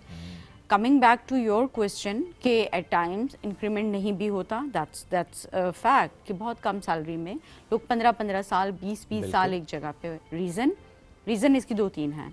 आपका अगर पर्पस ड्रिवन नौकरी है और आपको ये फील हो रहा है कि I am contributing to a purpose, maybe for the society, maybe for the country, maybe for the growth और डेवलपमेंट ऑफ माई नेशन, तो आप उस पर्पस ड्रिवन जॉब की वजह से या उस एलिमेंट की वजह से वहाँ रहते हैं, ऑल्दो आपकी सैलरी ना भी उतनी कंपैटिटिव हो। सही। दूसरी चीज़ होती है रिकग्निशन। आपको रिकग्निशन कहने को एनुअली इंक्रीमेंट के तौर पे मिल जाती है, लेकिन एक रिकग्निशन ये होती है कि आप वहाँ पे हैं और आपको इदारा और आपके बड़े, आपके सीनियर्स, वो आपकी वेटेज को, आपकी वर्थ को वैल्यू करते हैं। ठीक है। तीसरी चीज़ होती है एनवायरनमेंट, एक अच्छा माहौल, क्योंकि जो सीनियर्स हैं वो एक चंक हैं उस अच्छे माहौल का। आपके जो पीयर्स हैं, आपके जो जूनियर्स हैं, ये सब मिल के कल्चर को बनाते हैं। तो अगर आपका कल्चर वहाँ पे अच्छा है, आपकी एनवायरनमेंट अच्छी है, that is the place where you are heard, where you have the freedom to speak, जहाँ पे आपको रिकग्नाइज़ किया जाता है, पहचाना जाता है, वो जगह होती है जहाँ पे इंसान एक बहुत अपना एक अच्छा बॉन्ड और एक कंफर्ट जोन डेवलप कर लेता है, और वहाँ पे कंटेंटमेंट आ जाती है। फिर वो कंटेंटमेंट जो है वो ओवरपास कर जाती है सैलरी को। आपने देखा होगा, आप लोगों के चैनल्स में भी बहुत से लोग ऐसे होंगे जो कम पे भी बहुत खुशी से रह रहे होंगे, क्योंकि वहाँ उन्होंने एक अपनी स्पेस क्रिएट कर ली है और वो स्पेस में कंफर्टेबल हैं। तो ये कुछ फैक्टर्स इस तरह के होते हैं जिसकी वजह से इंसान वहाँ पे टिका रहता है या मौजूद होता है। दूसरा एस्पेक्ट इसका ये होता है कि जहाँ ऐसी जगह जहाँ पे maybe your salary is less, लेकिन आपकी ग्रोथ है, you have a platform to learn, आपकी पर्सनल कैपेसिटी बिल्डिंग हो रही है, आपकी अपनी पर्सनल ग्रोथ हो रही है, वहाँ पे भी इंसान नहीं जाता, क्योंकि वो every day is a learning there, वो सीख रहा होता है वहाँ पे। तो उधर भी इंसान फिर नहीं छोड़ता और बहुत कंटेंटमेंट वाला एक एलिमेंट आ जाता है। आप देखें गैलप का एक इंटरनेशनल सर्वे हुआ था जिसके मुताबिक उन्होंने कहा कि लोग नौकरी नहीं छोड़ते, लोग अपने मैनेजर्स, अपने बॉसेस को छोड़ते हैं, विच इज़ वेरी ट्रू। आए दिन आप लिंक्डइन पे भी इस तरह की पोस्ट देखते होंगे कि लोग कहाँ क्यों जाते हैं, वो अनहैप्पी होते हैं। जब आपका जो इमीडिएट बॉस है ना उसके साथ आपका ताल्लुक सही नहीं होता, आपका अगर उसके साथ ताल्लुक सही नहीं है, आपको ये फीलिंग है कि मुझे या तो टारगेट किया जा रहा है या इस इदारे में फेवरेटिज्म बहुत या है, आपको महसूस समटाइम्स ये भी होता है कि एक्सप्लॉइट हो रहे हैं आप एक्सप्लॉइट हो रहे हैं, आप अब्यूज हो रहे हैं। Yes. आपके जो स्किल्स हैं या आपकी जो एक मेहनत है उसको बहुत अब्यूज किया जा रहा है, या आपकी पर्सनल स्पेस, पर्सनल बाउंड्रीज ख़त्म हो रही हैं, या आपके वर्क लाइफ बैलेंस नहीं रहा। सबसे बड़ा मसला ये होता है बहुत कि बड़ा आपकी पर्सनल लाइफ कोई रहती ही नहीं है बहुत सारी जगहों पे काम करके, कि वीकेंड्स पे भी कॉल आ रही है, ऑफिस आवर्स के बाद भी आप जा रहे हैं, अर्ली मॉर्निंग भी आप जा रहे हैं, शाम में लेट आप घर जा रहे हैं, आपकी पर्सनल लाइफ भी नहीं होती। ये पता है सबीन, माइंडसेट है, इस पे भी पिछले दिनों मैंने एक शो भी किया था। ये एक माइंडसेट है और ये जापान को अदरवाइज हम कितना कहते हैं कि डेवलप्ड कंट्री, और it's an example for so many things for the world.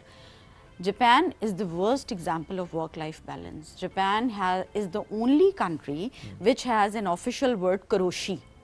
Karoshi means no other country has this word. Okay. Karoshi means death by overwork. Ooh. And people are facing over there. उनका 2019 में उनके national cabinet में, national level पे reform आया है जिसमें उनकी policy सारी चेंज हुई हैं। उन्होंने प्रीमियम फ्राइडे इंट्रोड्यूस करवाया है जिसमें उन्होंने फ्राइडे को भी 12 o'clock तक कर दिया है, ऑल्टरनेट मतलब इस तरह से, और वंस अ मंथ भी कुछ ऑर्गेनाइजेशंस कर रही हैं ताकि लॉन्ग वीकेंड हो। उन्होंने पेड लीव्स को फोर्सफुली ख़त्म कर दिया है। उन्होंने कहा है लीव एनकैशमेंट जो होती है कि नहीं, हमारा एम्प्लॉय लीव ले और जाए, बट अगेन वो सॉरी मैं आपकी वो कल्चर वहाँ नहीं चेंज हो रहा। क्यों?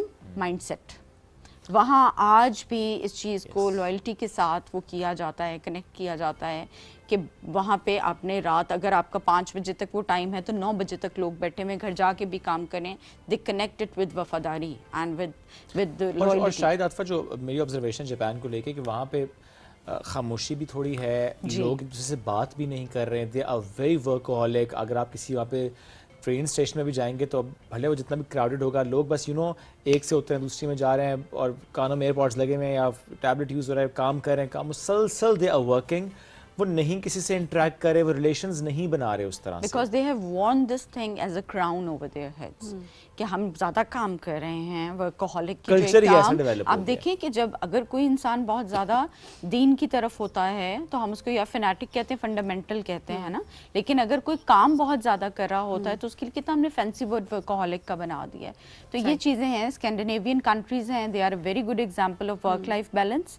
वहाँ पे कोई पॉलिसीज़ बनाने की ज़रूरत नहीं है, वहाँ पे ऑलरेडी। अच्छा, वैसे हमारे मुल्क में भी जो लोग बताते हैं ना कि मैं तो वर्कहोलिक हूँ, तो कितना हमने इसको ना बहुत ग्लैमराइज किया, बिल्कुल किया उसको इतना ज्यादा ग्लैमराइज किया कि वफादार एम्प्लॉय वो लगता है जो एक्स्ट्रा टाइम दे रहा है। बिल्कुल। और फिर वो डिफरेंट अवार्ड्स के थ्रू ना कि star employee of the week, ये वो एम्प्लॉय ऑफ द मंथ, और ये तो मतलब घर ही 8 बजे जाता है, इतना हमने रात 1 बजे ईमेल कर रहा है, ईमेल वो रात को 1 बजे कर रहा है, तो वो भी बड़ा प्राउड फील करेगा, उसका मैनेजर भी कहेगा इतना ज्यादा सिंसियर, ऑनेस्ट और इतना लॉयल बंदा कि इतनी रात तक बैठ के उसको दफ्तर की फिक्र है। और हालांकि ये चीज थोड़ा हमें इसको थोड़ा रिवर्स में देखना चाहिए कि वो एम्प्लॉयर ठीक नहीं है जो आपसे रेगुलरली, चले once in a blue moon हो जाती है चीज़ के कोई अर्जेंसी है या इस तरह प्रोजेक्ट ऐसा आ गया, वो चीज़ें अपनी जगह होती हैं। बट अगर एक रूटीन में अगर आपकी ऑर्गेनाइजेशन आपसे काम करवा रही है वीकेंड्स के ऊपर या ओवर टाइम, तो वो इदारा आपके लिए ठीक नहीं है। आपको वहाँ से निकलना है, चाहे आपको जितने मर्जी कहा जा रहा है कि you are the best and blah blah ब्ला।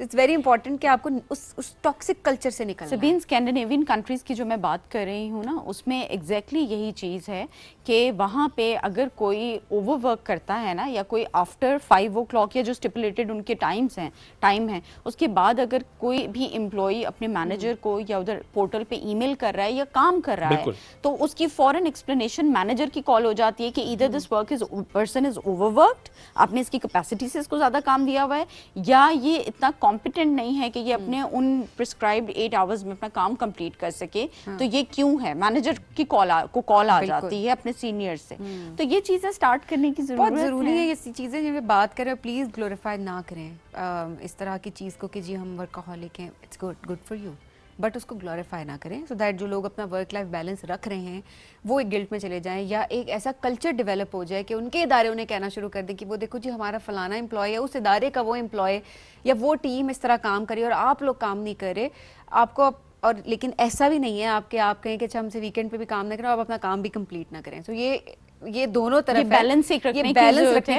और जो वर्कaholic लोग हैं ना सबीन, जिनकी आप अभी कह रही हैं कि मतलब उनको मतलब इस चीज़ को वो ग्लोरीफाई नहीं, कहीं ना कहीं उनकी लाइफ में बहुत शदीद किस्म का इम्बैलेंस चल रहा होता है और इसका इफेक्ट होता है आपकी पर्सनल लाइफ में, आपकी फैमिली में, आपकी हेल्थ में, ये कहीं ना कहीं पड़ा होता है। ऐसे में से हमने ये भी देखा है बहुत से इदारों में कि जहाँ पे बज़ाहिर ये शो किया जाता है कि जी ये जो एम्प्लॉय है या इस पोजीशन पे जो एम्प्लॉय है जो कि बहुत ज़्यादा काम करे, चूँकि उसकी फैमिली नहीं है और जस्ट बिकॉज वो सिंगल है और उसका और कोई है नहीं है, वो उसकी फैमिली दूसरे शहर में होती है, वो यहाँ पे अकेला है, तो बस वो काम ही कर रहा है और उसको पोजीशन भी दी जा रही होती है, अप्रिशिएट भी किया जा रहा होता है। भाई उसकी काउंसलिंग की भी ज़रूरत है कि बड़ा ज़रूरी है, किस लिए कमा रहे हैं आप, अपनी उस ज़िंदगी में आपने इन्वेस्ट भी तो करना है, उन ताल्लुकात में इन्वेस्ट भी तो करना है, तो बहुत इंपॉर्टेंट है।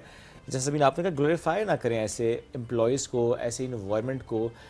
अपने वक्त में अच्छा काम डिलीवर करना, दैट इज़ योर रिस्पॉन्सिबिलिटी। काम मुकम्मल करना is your responsibility in designated time, in वो शिफ्ट मुकम्मल करते हैं, अदरवाइज तो काम खराब हो जाए। एक छोटी सी आई नो कि we must be running out of time कि the responsibility lies at the top, ठीक है। जो इदारे का बड़ा होता है ना, जो CEO होता है, उसके ऊपर बहुत रिस्पॉन्सिबिलिटी होती है क्योंकि इसका ट्रिकल डाउन इफेक्ट होता है।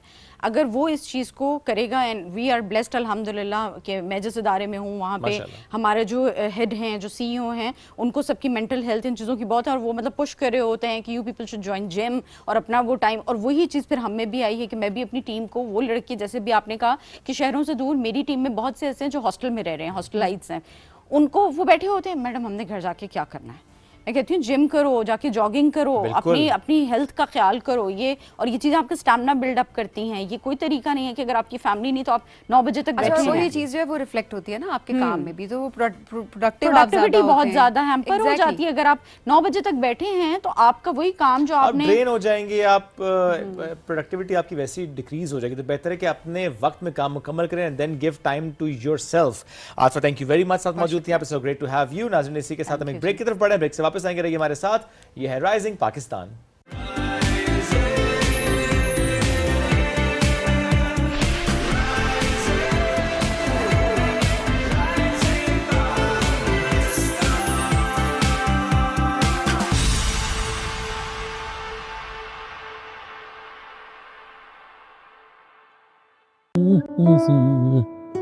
सिर्फ एक कप? खुद ही तो महंगाई लगे रहते हो, मैंने सोचा थोड़ी बचत कर लूं। मतलब 2 लोग एक ही कप में पिएंगे? नहीं, आप देखेंगे। मुझे पता था। क्या करूं, इससे बनते ही 2 कप हैं। समझते हैं एक दूसरे को, इसीलिए बने हैं एक दूसरे के लिए। From Nestle. अहमद बेटा चलो उठ जाओ। मम्मा, हाँ दांत में बहुत दर्द है। कैविटी है क्या? मैं स्कूल कैसे जाऊंगा? आज फिर स्कूल छोड़ो। ओके मम्मा। तुम ना एक्टिंग स्कूल जाओ, अच्छी कर लेते हो ड्रामेबाज। हर माँ जानती है कि कोलगेट मैक्सिमम कैविटी प्रोटेक्शन का फ्लोराइड और कैल्शियम बूस्ट दे पूरे 24 घंटे तक कैविटी से हिफाजत। 24 घंटे तो कैविटीज का कोई चांस ही नहीं। Colgate maximum cavity protection. Hamza, balcony में प्लांट्स को सेट कर दो। वो तो माली सेट कर देगा ना। अरे वाह, मैं तुम्हारी प्रमोशन के लिए खुद को नए घर, नए शहर में सेट करूं, तुमसे 4 गमले सेट नहीं हो रहे यार। भूल ये हुई है मुझसे, थोड़ा सा कुछ क्या करो? सेट करो, खास चाय बना के तुम्हारा मूड। समझते हैं एक दूसरे को, इसीलिए बने हैं एक दूसरे के लिए। चाय अच्छी बना लेते हो। वैसे वीकेंड पे माली का काम भी कर लेता हूँ।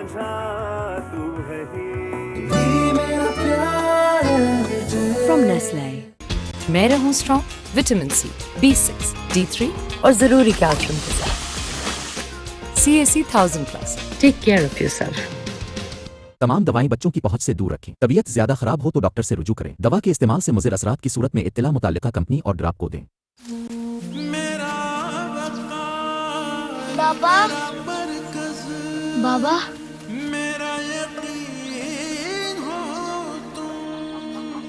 मैं जिस सरखेज चमन का हरा सा बूटा हूँ, लहलहाते हुए उस खेत के अमीन हूँ। सहे है तुमने मेरे गम वो वक्त तूफानी, है तुमने मुश्किलें झेली हो मुझको आसानी।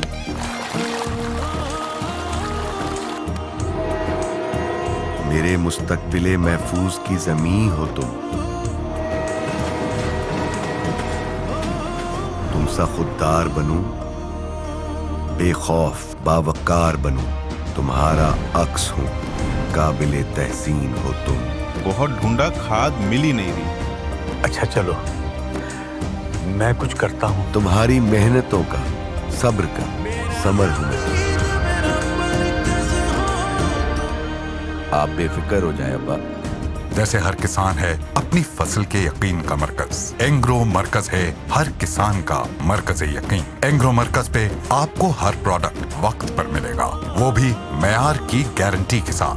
और इसके अलावा एंग्रो मरकज सॉइल टेस्टिंग के जरिए जमीन की जरूरत पर किसान को बाखबर रखता है। एंग्रो मरकज दे आसान रसाई, फौरन दस्तयाबी और बेहतरीन फसल का भरोसेमंद साथी। एंग्रो मरकज, किसान का मरकज़े यकीन। शाद बात। मजीद मालूमात के लिए एंग्रो रहबर की हेल्पलाइन 0800000110 पर राब्ता करें। मैं रहूं strong vitamin C, B6, D3 और जरूरी कैल्शियम के साथ। CAC 1000+। Take care of yourself. तमाम दवाएं बच्चों की पहुंच से दूर रखें। तबीयत ज्यादा खराब हो तो डॉक्टर से रुजू करें। दवा के इस्तेमाल से मुज़िर असरात की सूरत में इत्तला मुताल्लिका कंपनी और ड्राप को दें।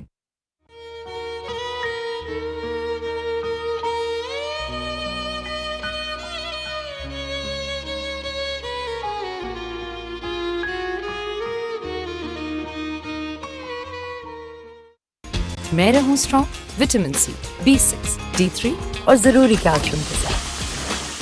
CAC 1000+। Take care of yourself. तमाम दवाएं बच्चों की पहुंच से दूर रखें। तबीयत ज्यादा खराब हो तो डॉक्टर से रुजू करें। दवा के इस्तेमाल से मुज़िर असरात की सूरत में इत्तला मुताल्लिका कंपनी और ड्राप को दें। मतलब क्या स्ट्रॉन्गर पेप्सी का? मतलब कमाल। क्या टेस्ट है यार? बहुत टेस्ट है क्या यार? उससे पूछो। Extra fills, extra taste, stronger Pepsi. Ahmed बेटा चलो उठ जाओ। मम्मा हाँ दांत में बहुत दर्द है। कैविटी कैविटी है क्या? मैं स्कूल कैसे जाऊंगा? आज फिर स्कूल छोड़ो। ओके मम्मा। तुम ना एक्टिंग स्कूल जाओ, अच्छी कर लेते हो ड्रामेबाज। हर माँ जानती है कि कोलगेट मैक्सिमम कैविटी प्रोटेक्शन का फ्लोराइड और कैल्शियम बूस्ट दे पूरे 24 घंटे तक कैविटी से हिफाजत। 24 घंटे तो कैविटीज का कोई चांस ही नहीं। Colgate maximum cavity protection. हमने कहा रुक ही जाते हैं। बहुत अच्छा किया। भाभी, अब आपके हाथ की खास चाय मिल जाए तो मजा आ जाए। क्यों नहीं, अभी ला दो। Thank you. महीने का आखिर चल रहा है, जो देगा। क्यों नहीं, मेरी खास चाय के लिए सिर्फ एवरीडे, हर बार। समझते हैं एक दूसरे को, इसीलिए बने हैं एक दूसरे के लिए। From Nestle.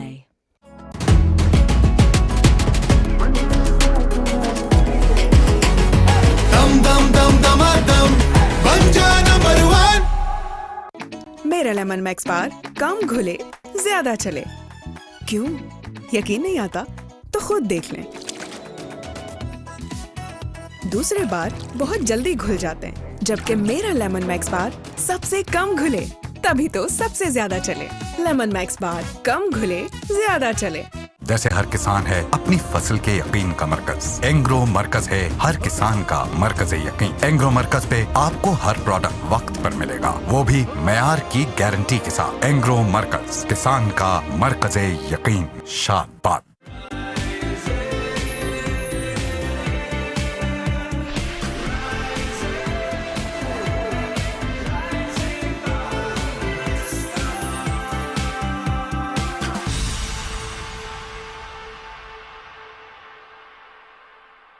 Welcome back ji. Rising Pakistan में आपको कहेंगे खुश आमदीद। हम कहते हैं ना, अपनी मेहनत से आप अपनी किस्मत बदल सकते हैं। वाह। हम अक्सर ये बात करते हैं ना कि हम शायद एक हम्बल बैकग्राउंड में पैदा हो गए हैं, अब सारी ज़िंदगी हमें ऐसे ही गुजारनी है। लेकिन देखिए, जब आप मेहनत करते हैं तो आप अपनी ज़िंदगी बदल देते हैं, सिर्फ अपनी नहीं बल्कि अपने इलाके की भी। एट द सेम टाइम आपके पेरेंट्स जिनको आप अच्छे तरीके से आगे सर्व करना चाहते हैं, सो ये बहुत इंपॉर्टेंट होता है। आज एक ऐसी कहानी आपके साथ रखेंगे, आपकी मुलाकात करवाने लगी एक ऐसी शख्सियत से जिनका ताल्लुक़ जो है वो सरगोदा से है, मियानी से। एक हम्बल बैकग्राउंड में उनकी पैदाइश हुई, हालात घर के कुछ ठीक नहीं थे, इस वजह से एफएससी, घरेलू जिम्मेदारियों की वजह से एफएससी तक जो है वो पढ़ाई की और उसके बाद प्रोफेशनल लाइफ में आना पड़ा, काम करना पड़ा। और ऐसे ही उन्होंने सेल्स प्रोफेशनल के तौर पर अपने करियर का आगाज़ किया। और आज अगर उनके बिजनेसेस हम गिनवाएं तो वो शायद कम होंगे, और बहुत ही कामयाब बिजनेसेस वो रन कर रहे हैं। अब उन्होंने ये कैसे किया, उनकी क्या कहानी है, स्पेशली शुएब बताइएगा कौन कौन से बिजनेस हैं उनके। स्पेशली रोज क्लिफ मार्केट बहुत बड़ी market, one of the biggest market I would say that. बड़े बड़े इवेंट्स वहाँ पर होते हैं, वेडिंग्स भी वहाँ पर हो रही होती हैं। उसके ज़ाहिर ये चेयरमैन भी हैं, इसके साथ साथ चीफ एग्जीक्यूटिव ऑफिसर हैं property enclave consultants and builders. Islamabad chamber of commerce and industry के एग्जीक्यूटिव बोर्ड मेंबर हैं, चेयरमैन फॉरेन डेलीगेशन कमेटी और लिफ्ट फाउंडेशन इस्लामाबाद के सदर हैं। We are talking about Imran Minhaj साहब। He is with us today, let's welcome him. और आज ज़रा उनसे सीखेंगे, रादर आपको इंस्पायर करते हैं कि कैसे मेहनत से आप कामयाब हो जाते हैं। अस्सलाम वालेकुम। वालेकुम अस्सलाम। कैसे हैं आप? अल्हम्दुलिल्लाह। अक्सर आपको हम इवेंट्स पे देख रहे थे, बड़े एक्टिवली हम हमेशा आपको देखा। आज चूँकि वी आर होस्टिंग यू तो थोड़ा सा सवाल करते हैं। सोचा था इमरान साहब कि ज़िंदगी में स्पेशली बचपन में आप सोच रहे थे कि what you want to be, क्या बनना चाहते हैं, तो उस वक्त इंसान कुछ कहता है। कोई ख्वाब देखा था, हालात को बदलना था, क्या सोचा था कि वहाँ पहुँचना है? जी बहुत शुक्रिया। बस एक ही चीज़ थी कि कुछ जिस तरह बता रहे थे कि घर के हालात को इतने अच्छे नहीं थे। एक वालिद साहब एक सफ़ेद पोश ज़िंदगी गुजार रहे थे, तो बस ये सोच थी कि उनको अब आराम देना है, स्ट्रगल करनी है ताकि अपने पूरे ख़ानदान को आगे लेके जाएं। यही एक जज्बा था जिसकी वजह से मैं निकला और पलट के फिर नहीं गया। आप 2005 में इस्लामाबाद आए। जी जी। इस्लामाबाद का पहला दिन कैसा था? इससे पहले भी एक काफ़ी बड़ी स्टोरी है। जब मैं अपने 2004 में मैंने अपनी एजुकेशन अभी कंप्लीट नहीं थी तो मुझे निकलना पड़ा। तो मुझे अब जॉब की तलाश थी, तो एक किसी ब्रांड के ऊपर एज अ सेलमैन मैं वहाँ पे गया।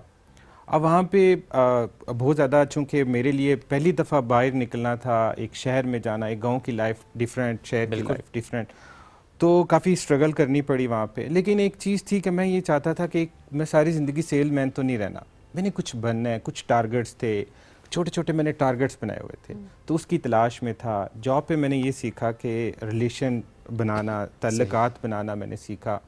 तो हर लोगों के साथ फिर मैंने सीखना कि कैसे आप कैसे बढ़े, आगे कैसे जाएंगे। तो ये चीज़ देख के फिर मैं एक मुझे अपॉर्चुनिटी मिली इस्लामाबाद की। 2005 में मुझे याद है मैं जनवरी में इस्लामाबाद आया रियल स्टेट में, तो फिर यहाँ से आगाज़। अच्छा, तो आगाज़ जो है वो रियल स्टेट जी, मैं जब आगाज़ एज अ सेल्समैन के बाद दोबारा जब इस्लामाबाद में आया तो मैं रियल स्टेट सेक्टर में आया। मुझे नहीं पता था कि रियल स्टेट सेक्टर कैसा है, बस मुझे बताया गया जी आपने बाइक पे घूमना है और घर देखने हैं, कोई किराए के लिए खाली होगा तो वो आपने। तो मेरे लिए ये था मुश्किल कि यार पता नहीं कैसा काम होगा। लेकिन जब इसमें फील्ड में आया, मुझे याद है पहले दिन मेरा जब इंटरव्यू था और जिन लोगों ने इंटरव्यू लिया तो वो आपस में बातें कर रहे थे कि हमने आज 5 लाख कमा लिया, आज हमने 10 लाख कमा लिया, अब वो एक डील चल रही है उसमें मुझे इतना फ़ायदा हो जाएगा। तो मैंने अपने आप से सोचा, मैंने कहा अगर ये लोग, मुझे लग रहा था कि ये इतने पढ़े लिखे नहीं हैं, अगर ये लोग इतना पैसा कमा सकते हैं और इतना अच्छा बिजनेस कर रहे हैं तो मैं इनसे भी यंग भी हूँ, इनसे अच्छा पढ़ा लिखा भी लग रहा हूँ, और मेरे अंदर एक जज्बा था। तो फिर मैंने सोचा ये बेस्ट काम है, मैं इसको करूँगा। और अल्हम्दुलिल्लाह फिर शुरू में मेहनत तो बहुत ज़्यादा करनी पड़ी, आसान नहीं था, बहुत ज़्यादा इम्तिहान भी थे, और फिर अल्लाह ताला ने हाथ पकड़ा। अपनी फर्म कैसे बनाई, क्योंकि ये एक बहुत बड़ा इनिशिएटिव होता है कि आपने एज अ प्रॉपर्टी एजेंट तो आप काम कर रहे हैं, लेकिन अपना बिजनेस स्टार्ट करना, ये कैसे आइडिया कंसीव किया? देखिए, मैं ये समझता हूँ कि मेरी लाइफ में जब मैंने ये स्टार्ट किया तो एक टर्निंग पॉइंट था, जो कि अब मैं सोचता हूँ वो क्या था। मैंने सीखने के लिए लोगों से सीखा, चूँकि मैं इस बिज़नेस में नया था, मैंने कोई अपनी गलती तो की नहीं, मैंने लोगों की गलतियों से सीखा।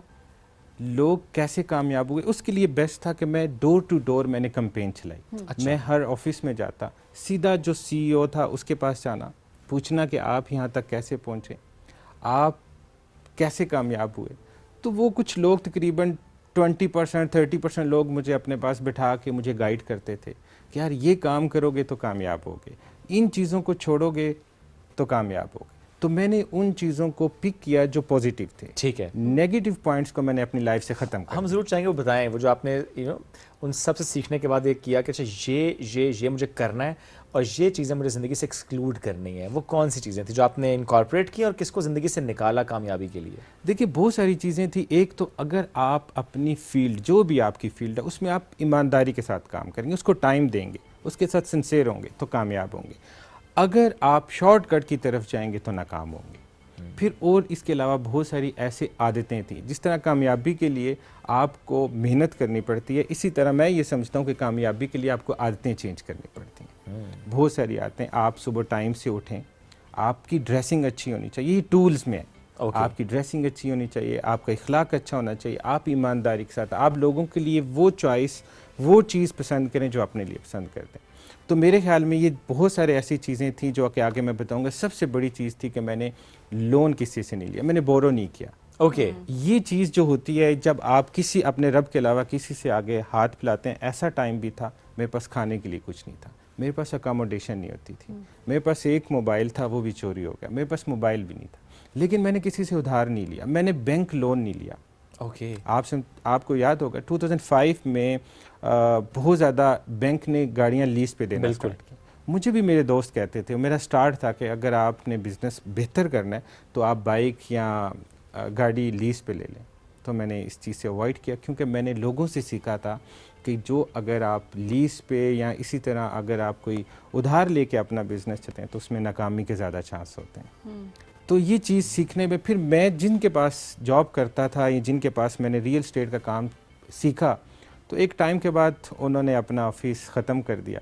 तो अब मुझे ये था कि मैंने किसी और के ऑफिस में नहीं जाना, मैंने अपना काम स्टार्ट करा। तो शुरू में उसमें भी एक मुझे बहुत ज़्यादा धचका लगा, जिनके पास मैंने जिनसे लीज पे ऑफिस लिया और मेरे पास इतना सरमाया नहीं था, तो मैंने किसी से एक आधा ऑफिस रेंट पे लिया। ओके, कोवर्किंग बना लिया आपने, कोवर्किंग बना ली, लेकिन वो मैं रेंट टाइम पे देना और आके उसने रेंट मालिक को ना देना, तो ये एक इशू बना 3-4 महीने के बाद वो मुझे। तो ये एक टाइम था कि जब मैं थोड़ा सा मायूस हुआ कि मुझे अब प्रॉब्लम होगी, लेकिन एक जज्बा था। मैं चूँकि कश्तियाँ जला के आया था, मेरे टारगेट्स थे, मैंने उनको अचीव करना था कि मैंने अपने पेरेंट्स को सुकून देना है। माशाल्लाह। तो अल्लाह ताला ने फिर मदद की। 2 साल मेरे बड़े मुश्किल गुजरे, मैंने ऑफिस के बगैर काम किया, बाइक के ऊपर चल के सर्वे करके मुख्तलिफ मैंने काम किए। रियल एस्टेट एक बहुत बड़ी इंडस्ट्री है, इसके साथ छोटी छोटी और इंडस्ट्री जुड़ी हुई हैं। रेंट का काम किया, इवन के किसी का घर का फर्नीचर मुझे पता चलता था फॉर सेल, वो भी मतलब उस पर भी काम शुरू कर दिया। किसी काम को छोटा नहीं समझा, किसी काम को ये छोटा सबसे बड़ी बात होती है। आप किसी काम को छोटा ना समझें, बस कंसिस्टेंसी है जो मैटर करती है कि आपने फारिग नहीं बैठना, आपने काम करना है, लोगों से मिलना है और सीखना है थ्रू आउट। बचपन की कोई ऐसी याद या वालिदैन की कोई ऐसी बात जो कि मुश्किल वक्त में याद हो, उसने मोटिवेटेड रखा हो और उसने ज़िंदगी में आगे बढ़ने का एक जज्बा दिया हो? जी बिल्कुल, मेरे वालिदैन, मैंने गुर्बत भी काफ़ी देखी, बड़ी सफ़ेद पोशी में उन्होंने ज़िंदगी गुजारी, लेकिन वो हमें फ़ील नहीं करवाते थे। वो जहाँ से भी अरेंज करते हैं हमें खाना टाइम पे देते, और हमारी ड्रेसिंग का मेरी स्पेशली ख्याल बहुत ज़्यादा रखते थे। शायद मैं सबसे छोटा भी था, लेकिन हम चूँकि थोड़ा सा अल्लाह ताला ने अकल भी दिया हुआ था, तो चीज़ें समझते थे कि ये कैसे मैनेज करें। एक टाइम मुझे याद है ऐसा था कि हमारे घर में खाने के लिए कुछ नहीं था, तो मेरी वालदा ने लहसुन और राइस थे, उसको पानी डाल के शोरबे वाला बना के हमें उसके साथ रोटी खिलाई। तो वो मेरे लिए बड़ा वहाँ से एक चीज़ थी कि नहीं, ये चीज़ मैंने चेंज करनी है, मैंने इतनी मेहनत करनी है कि इनको कोई प्रॉब्लम ना हो।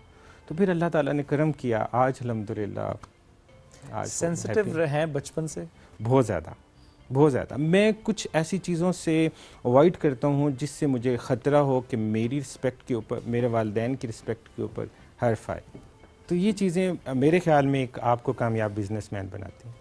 और जब आप कामयाबी की तरफ बढ़ रहे होते हैं और जो आपने ज़िंदगी में ऐसा टाइम देखा होता है जब मुश्किल वक्त होता है, जो कि आपने खुद एक सिर्फ यहाँ पे शेयर किया है, जब लहसुन और चावल को मिक्स करके वालदा ने खाना बनाया, और जब आपको ये महसूस होता है now you are earning good माशाल्लाह, एक अच्छा लाइफस्टाइल आप मैनेज करें, फिर आप चाहते हैं अपने पेरेंट्स को आप और सुख दें, कोई ऐसी ख्वाहिश जो आपने पेरेंट्स की पूरी की हो और फिर उनका कोई ऐसा कमेंट्स आया हो सामने कि मैं सबसे छोटे बेटे ने देखो हमारा ऐसे रखें कि सबसे पहली ख्वाहिश अपनी वालिदा की और अपने वालिद की कौन सी पूरी की आपने? देखें, वालिदैन की ख्वाहिश तो ऐसी होती है कि वो अपने बच्चों को बिल्कुल बताते नहीं कि ये हमारी ख्वाहिश, ये भी दुरुस्त बात है। ये एक ऐसी अल्लाह ताला की तरफ से वालिदैन, बिल्कुल सही बात है।